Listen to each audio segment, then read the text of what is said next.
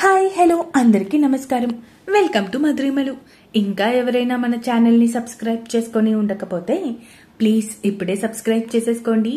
ఇక లేట్ చేయకుండా మన స్టోరీలోకి వెళ్ళిపోదామా? డెవిలిష్ ఇష్క్ ఎపిసోడ్ 8. నక్షత్ర ప్లీజ్ ఇక ఈ టాపిక్ ఇక్కడితో వదిలేస్తే బాగుంటుంది, దీన్ని ఎక్కువగా ల్యాక్ చేయదు అంటూ తన ప్యాకింగ్ చేసుకోవడం మొదలుపెట్టింది.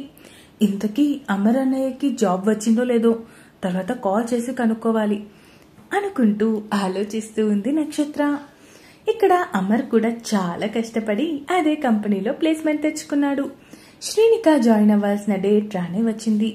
నక్షత్రకి భారంగా వేడుకోలు పలికి తన గమ్యం వైపు అడుగులు వేస్తూ వెళ్ళింది శ్రీ. అమర్ కూడా నక్షత్రకి చెప్పేసి అక్కడి నుంచి వెళ్ళిపోయాడు. నక్షత్ర కూడా కాలేజ్ లైఫ్ కి బాయ్ బాయ్ చెప్పేసి తన జాబ్ ప్లేస్ కి వెళ్ళిపోయింది. ఇలా ఎవరికి వాళ్ళు తమ కెరియర్స్ ని బిల్డ్ చేసుకోవడం కోసం వెళ్ళిపోయారు. ఆ రోజు శ్రీనిక జాయినింగ్ డేట్ కావడంతో కొంచెం కంగారు, టెన్షన్ తనలో కనిపిస్తూ ఉన్నాయి. దేవుడా, నాకు ఇక్కడ మంచిగా ప్రాజెక్ట్స్ లో ఇన్వాల్వ్ అయ్యేలా ఉంటే బాగుంటుంది, మెయిన్ గా సూర్య సార్ని మీట్ అవ్వాలి అనుకుంటూ ఎగ్జైట్ అవుతూ ఆఫీస్ కి వచ్చింది. కానీ అక్కడ తనకంటే ముందే తన కోసమే వెయిట్ చేస్తున్న అమర్ కనిపించగానే ఒక్కసారిగా నీరు కారిపోయింది. నువ్వేంటి ఇక్కడ? కంగారుగా అడిగింది శ్రీనిక. అరే ఇది ఆఫీస్, ఇక్కడ నువ్వు ఒక్కదానివే ఉద్యోగం చేయడం లేదు, ఇక్కడ చాలా మంది అంటే కొన్ని వేల మంది ఉద్యోగాలు చేస్తున్నారు, అందులో నేను ఒకడిని అంతే చెప్పాడు అమర్. అయినా నీతో నాకేంటి అనుకుంటూ అక్కడి నుంచి మేనేజర్ దగ్గరికి వెళ్ళింది. మిస్ శ్రీనిక వచ్చారా? బయట మిస్టర్ అమర్దీప్ అనే అబ్బాయి ఉంటారు, తనని కూడా పిలవండి అన్నాడు మేనేజర్. దేవుడా, ఇప్పుడు మళ్ళీ అతనెందుకు అనుకుంటూ మొహం వేలాడేసుకుని వెళ్ళింది బయటికి. నిన్ను కూడా పిలుస్తున్నారు, లోపలికి రా అని ఒక్క ముక్క చెప్పేసి అక్కడి నుంచి తిరిగి లోపలికి వెళ్ళిపోయింది. అమర్ నవ్వుకుంటూ లోపలికి వెళ్ళాడు. మీ ఇద్దరిని ఒకే ప్రాజెక్ట్ లో హైర్ చేసుకుంటున్నాను. మీ ప్రాజెక్ట్ నెక్స్ట్ వీక్ స్టార్ట్ అవుతుంది అండ్ మీరిద్దరూ జాగ్రత్తగా పనిచేయాలి, ఎందుకంటే మీరు వర్క్ చేసేది CEO సార్తో, కాబట్టి చాలా కాన్షియస్ గా కేర్ఫుల్ గా వర్క్ చేయాలి. ఈ 1 వీక్ మీకు ట్రైనింగ్ సెక్షన్ నడుస్తుంది అండ్ సార్ కూడా లీవ్ లో ఉన్నారు. నెక్స్ట్ వీక్ సార్ రాగానే ప్రాజెక్ట్ స్టార్ట్ అవుతుంది, మీరిద్దరూ సిద్ధంగా ఉండాలి అంటూ తన ఫ్లోలో అతను చెప్పుకుంటూ వెళ్ళిపోయాడు మేనేజర్.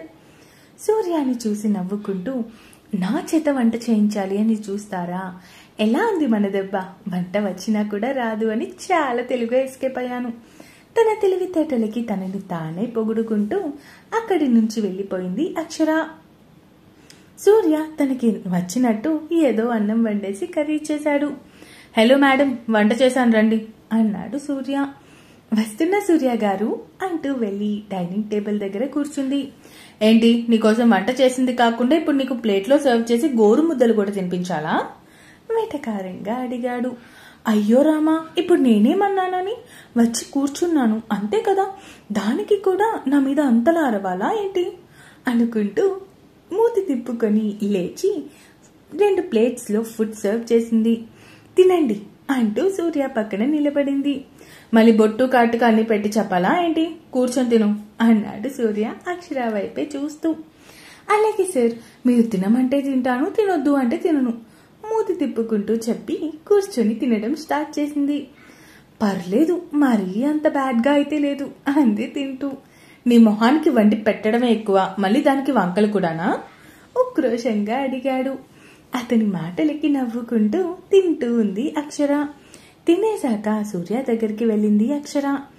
సూర్య గారు, ఈరోజే డాడీ కేస్ హియరింగ్ కదా, మీరు నాకు అది లైవ్ లో చూపిస్తాను అన్నారు, కానీ మనం ఇంకా ఇక్కడే ఉన్నాం, మనం కోర్టుకి ఎప్పుడు వెళ్దాం అడిగింది అక్షర కొంచెం భయంగా. ఆ మాటకి ఒక క్రూరమైన నవ్వు సూర్యలో. ఏంటి బేబీ, గొర్రె కసాయి వాడినే నమ్ముతుంది అనే సామెతని నువ్వు మళ్ళీ నిరూపించి చూపించావు అన్నాడు క్రూరంగా నవ్వుతూ. ఎందుకో ఆ నవ్వు చూస్తూ ఉంటే అక్షరాకి ఒంట్లో వణుకు పుడుతుంది. సూర్య గారు, మీరు అలా నవ్వకండి, నాకు భయంగా ఉంది చెప్పింది అక్షర వణికే స్వరంతో. అయ్యో, నీ పిచ్చితనం చూస్తూ ఉంటే నవ్వొస్తుంది అక్కి బేబీ, ఏం చేస్తాం చెప్పు, నువ్వు మరీ ఇంత అమాయకంగా ఉండబట్టే నా పని ఇంత ఈజీగా అయిపోయింది అన్నాడు నవ్వుతూ.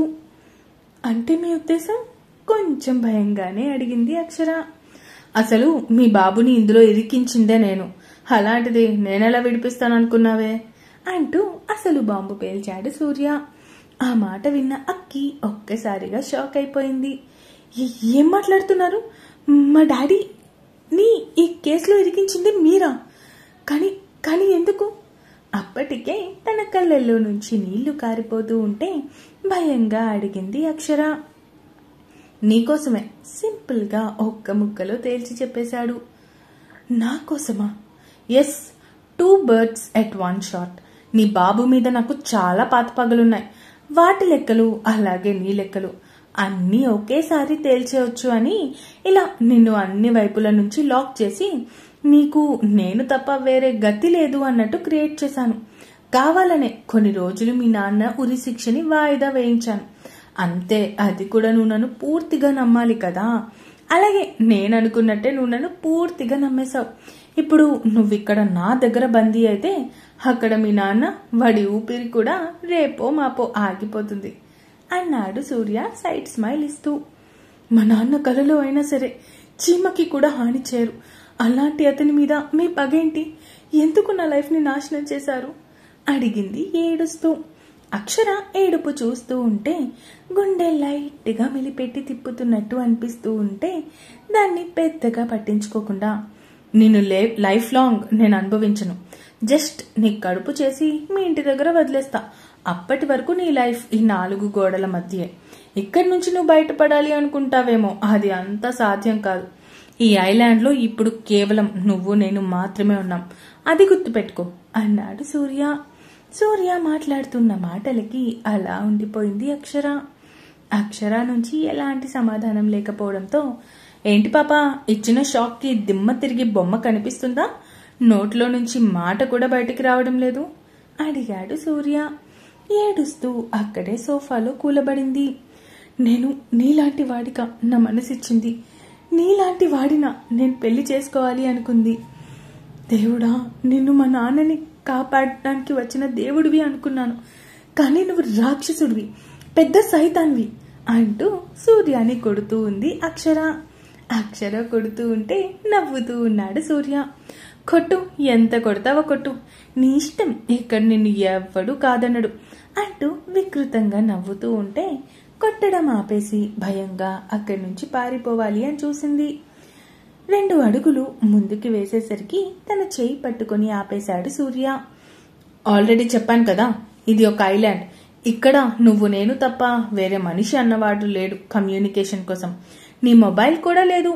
సో టైం వేస్ట్ చేయకు, కొంచెం సేపు పడుకో. కనీసం కళ్ళకి బ్రెయిన్ కి రెస్ట్ అయినా దొరుకుతుంది. మళ్ళీ నైట్ కి నాకు ఫుల్ గా కోఆపరేట్ చేయాలి కదా అన్నాడు సైడ్ స్మైల్ ఇస్తూ. నీ నీచమైన బుద్ధి తెలిసిన తర్వాత కూడా నిన్ను నేను ఎలా నా వంటి మీద చేయి వేయనిస్తాననుకుంటున్నా? అది జరగని పని. అంతలా నీకు లొంగిపోవాల్సి వస్తే ఈ బిల్డింగ్ మీద నుంచే దూకి చస్తాను, లేదంటే బయటికి వెళ్లి సముద్రంలో దూకి అయినా చచ్చిపోతానేమో, కానీ నిన్ను మాత్రం నా వంటి మీద చేయ వేయనివ్వను కోపంగా సూర్య వైపు వేలు చూపించి చెప్తూ ఉంది. హో, నువ్వు ఇలాంటి పిచ్చి ఆలోచన ఏదో చేస్తావని నాకు ముందే తెలుసు అక్కి బేబీ. అందుకే నా ప్లాన్ లో నేను కూడా ఉన్నాను. నువ్వు ఇలాంటి పిచ్చి పిచ్చి పనులేమైనా చేస్తే ఆ నెక్స్ట్ సెకండ్ మీ అమ్మ మీ చెల్లి చావు నా మనుషుల చేతిలో ఉంటుంది. అర్థం కాలేదా? మీ అమ్మ మీ చెల్లి ఇప్పుడు నా కంట్రోల్లో ఉన్నారు.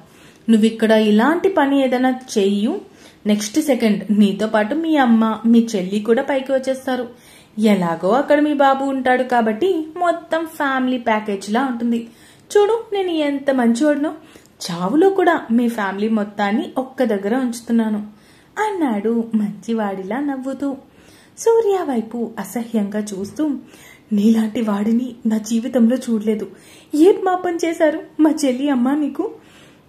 పగ మా నాన్నతో అయితే, కానీ నా జీవితాన్ని కూడా ఎలాగో నాశనం చేసేసావు.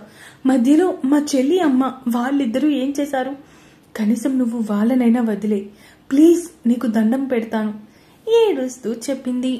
నువ్వు దండం పెట్టినా ఎలా చెప్పినా కూడా నా పని నాదే అంటూ అక్షర కన్నీళ్లు తుడిచి బుగ్గలు లాగి అక్కడి నుంచి వెళ్లిపోయాడు. ఇంకా ఉంది. ఈ ఎపిసోడ్ ఎలా అనిపించిందో కామెంట్స్ రూపంలో తెలియజేస్తారు అని కోరుకుంటున్నాను. అలాగే సబ్స్క్రైబ్ చేసుకోవడం మాత్రం మర్చిపోకండి. ఉంటాను. Bye bye.